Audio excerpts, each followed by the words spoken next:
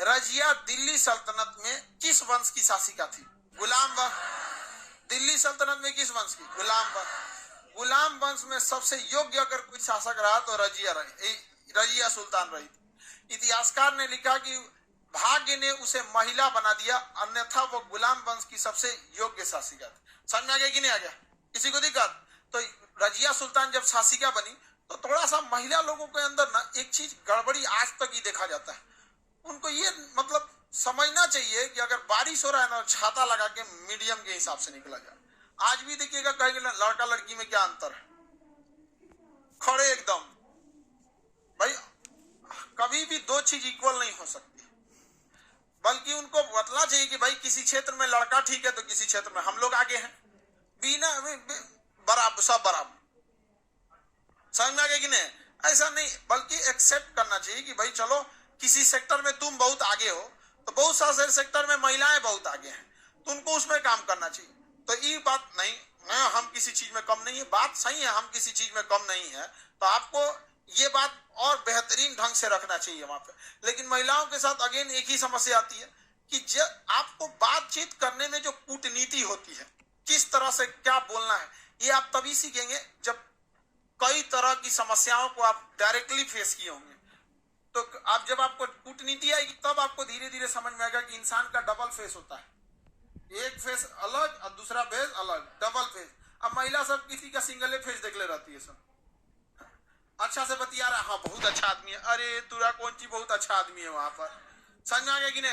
और जब double face देखती है तो कहती है जा सब लड़का ऐसे ही होता है, लड़का ऐसे ही होता है। रजिया सुल्तान शासिका जब बनी ना, उसके अंदर एक रजिया सुल्तान जब शासिका बनी तो महिला थी, और आज से सोचिए 800 साल पहले महिलाओं को कोई उतना बराबरी का वैल्यू नहीं देता था।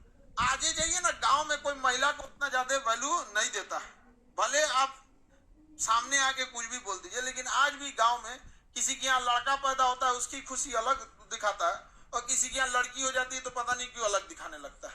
समझ में आ गया कि नहीं आ गया? हालांकि वो अलग बात है कि हमारे यहाँ दहेज वगैरह की व्यवस्था ज्यादा है। समझ में आएगी नहीं आ गया? तो ये चीज व्यवस्था है, दहेज खत्म इतना आराम से नहीं होगा।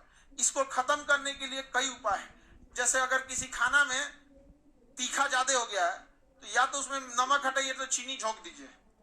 कुछ दिन में आप लोग भी दहेज लेना चालू कीजिए। समझ में आ गया कि नहीं आ गया? तो धीरे धीरे होगा। तो कोनो बेरोजगार को देखिए, कहिए कि ठीक है चलते हाउस हस्बैंड रहो अंदर, हम कमाते हैं, तुम घरे खाना वाना बनाओ और दहेज लाओ। समझ में आ गया कि नहीं आ गया?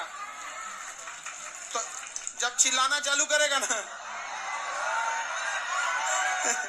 ये चिल्लाने लगा था।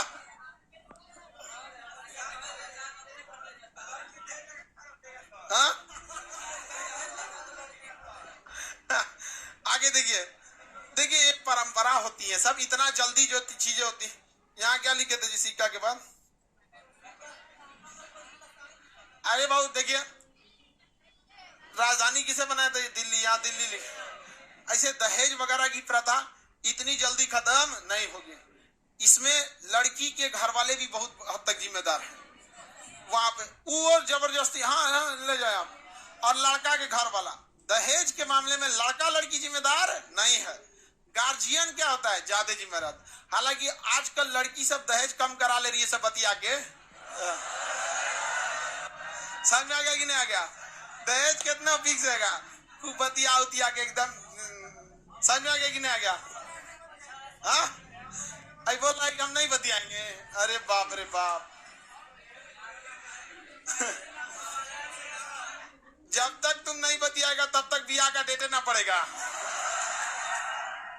बतिया उतिया के खूब बढ़िया से, पहले तो खूब बढ़िया से आपको समझाए, हाँ हम सारा घर संभाल लेंगे, सब चीज का कोई दिक्कत ना हो।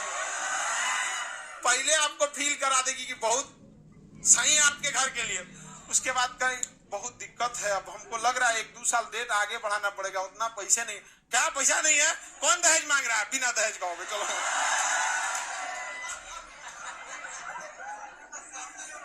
अच्छी बात है।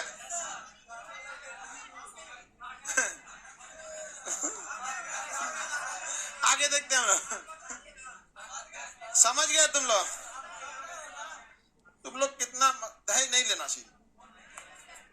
आत्मसम्मान रखना चाहिए। समझ में आ गया कि नहीं आ गया? एक बहुत बड़ा बात होता है आत्मसम्मान का बात। दहेज में दहेज एक तरह का आपका रेट है। समझ में आ गया कि नहीं आ गया? चलिए अब ध्यान से देखते हैं। इल्तुतमिश के बाद